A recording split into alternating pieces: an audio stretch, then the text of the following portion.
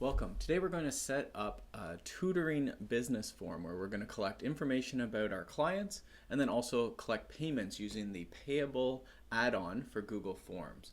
We can find this great template for a personal training business, which is a fairly similar business, that we can copy to our own Google Drive. Now that we have this form in our own Google Drive, we can customize it and add our business logo and our business name, and we can customize the questions however we want.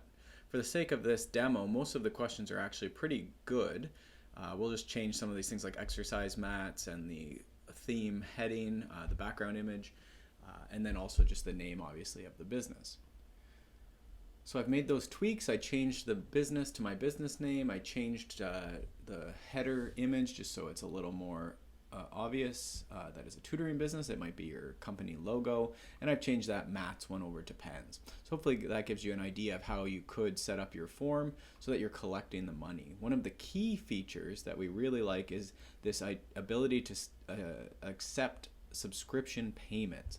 So you might have the clients coming to see you maybe 2 or 3 or 4 days a week, and so you can have these payment plans that does the payment automatically via something like Square or PayPal. The next step then is to apply the Payable Add-on to your form. So that's found at that puzzle piece at the top right, and then you'll have to search for Payable Forms in the Google Workspace, and then you'll get this nice pop-up in the bottom right where you can set up your form and make sure that it's in testing mode so we can try it out. What I like to do before I try it out is go over to the responses page and make sure that I have a sheet set up to accept these payments, and this is where all our clients and all our payments and attempted payments are going to end up in this nice sheet. So it's really nice. You can see their names and their phone numbers, email if you're collecting it, and then also this payment status here on the far side. Let's try this out. So I'm going to copy that link from the this little one on the top right, to preview my page,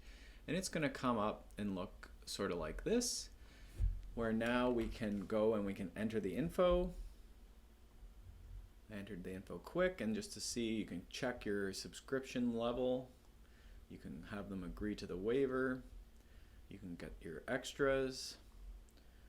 And then we're going to go through. This is the confirmation page on the form, and you just, or the client will, click on this page to go to the checkouts here and ready to go. Again, this is in test mode, but you could go through and check out with PayPal or with a card. And we can see, if we go back to our form and our sheet, we can see that this new test one is ready to go. It's in there. Those amounts have been tabulated, and as they check out and enter those card details, the form will get updated.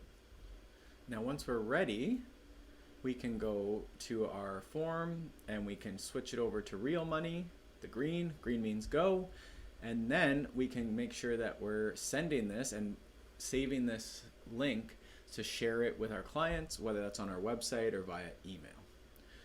Really, you've set up a nice little base where you could run your entire business out of this Google form, collecting your client info and collecting forms all in one place.